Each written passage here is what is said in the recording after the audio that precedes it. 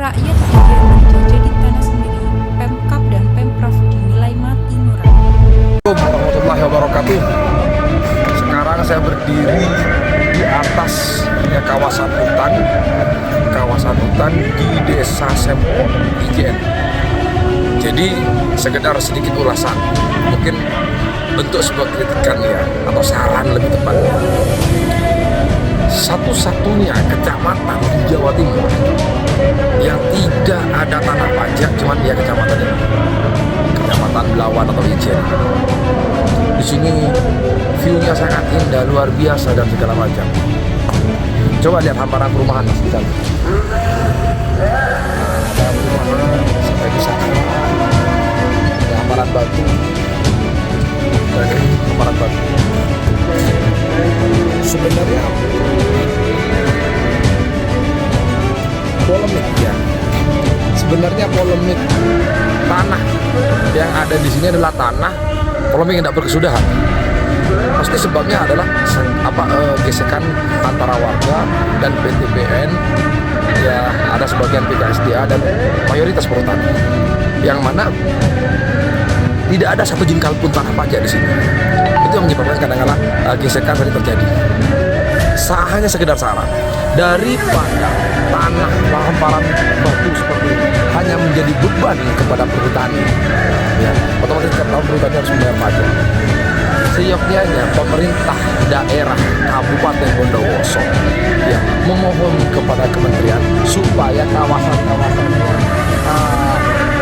berbatu ini yang tidak produktif ini dilepas dari status hutan. Dan keliru di petak 103 ini, 103. Jadi jemput bola pemerintah daerah dan kementerian supaya warga-warga yang ada di sini atau warga Kabupaten Bondowoso ya tidak lagi ada gesekan-gesekan, tidak ada lagi permasalahan-permasalahan dengan mekanisme mungkin IPPKH atau dilegalkan sekalian daripada bangunan-bangunan liar yang berdiri di kawasan hutan seperti ini. Ini menjadi ironi sebenarnya, menjadi ironi. Ada ratusan perumahan, bahkan dari 6 desa polemik gesekan itu tiap tahun pasti ada. Terbaru kejadian di BTP, ada juga kejadian ya yang tidak perlu terjadi. PR besar buat Kabupaten Bondowoso untuk menyelesaikan permasalahan hunian dan permasalahan sengketa tanah atau perebutan tanah atau pergesekan antara PTBN dan warganya. Sehingga menurut saya sarannya adalah pemerintah daerah harus hadir. Dari beberapa bupati yang ada di Bondowoso tidak pernah menyelesaikan kasus Belawan ini.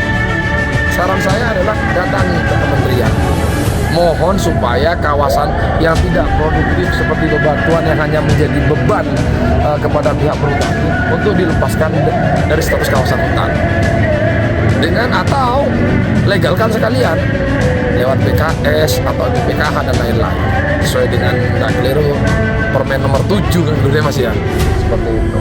Jadi sayang sekali Belawan ini yang terkenal baru-baru ini Presiden Prabowo kesini, Wapres kesini.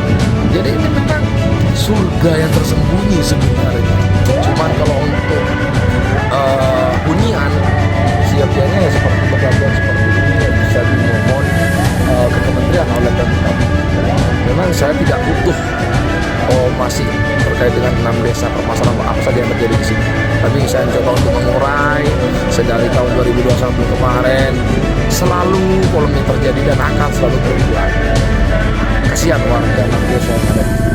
Dan apabila ini tempat dimaksimalkan, saya kira tidak kalah dengan Cadas Pangeran, dengan Lembang di Bandung, atau di Tangkuban Perahu juga di Bandung, atau di Rinjani sana di NTB. View-nya tidak kalah dengan Rinjani. Jadi kalau andai kata Pemkab tidak hadir, ini kan sama halnya surga yang dibuang sebenarnya. Saya merasa sangat takjub ya, karena saya sendiri sebagai warga Situbondo tidak ada view semenarik seperti ini. Saya kira seperti itu. Mungkin kedepannya saya akan bantu beberapa warga yang saat ini selalu ada sedikit gesekan hanya menyebut lahan-lahan yang mana lahan tersebut juga terletak di kawasan hutan tanpa kontribusi pula ke hutan. Ini kan menjadi presiden buruk dan PR yang harus segera diselesaikan. Sampai kapan permasalahan